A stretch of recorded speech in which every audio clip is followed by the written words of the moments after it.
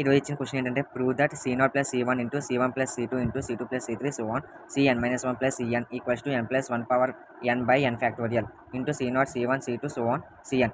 మనం ఇప్పుడు LHS తీసుకుందాం. C0 plus C1 into C1 plus C2 into C2 plus C3 so on Cn minus 1 plus Cn.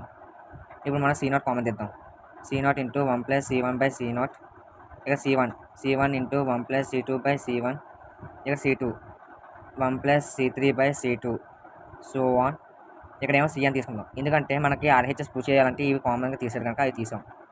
Cn into Cn minus 1 by Cn plus 1. ఇప్పుడు common తీసిన అన్నీ ఒక దగ్గర రాసుకుందాం. C0 C1 C2 so on Cn into 1 plus C1 by C0 into 1 plus C2 by C1 1 plus C3 by C2 so on 1 plus Cn minus 1 by Cn. ఇక్కడ NC1 equals to C1 C0 is equal to NC0 రాసుకోవచ్చు.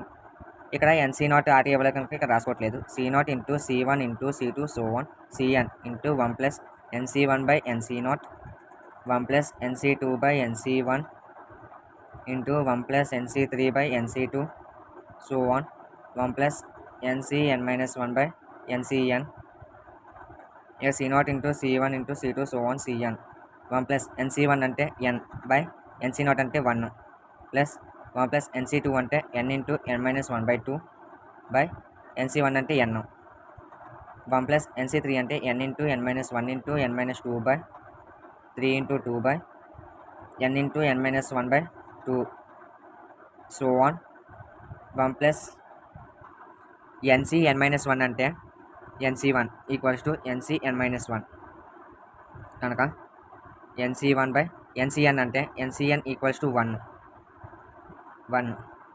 ఇప్పుడు C0 into C1 into C2 so on Cn 1 plus n into 1 plus ఇక్కడ n cancel 1 plus n minus 1 by 2 into 1 plus n cancel n minus 1 cancel 2 cancel 1 plus n minus 2 by 3 so on 1 plus NC1 అంటే n.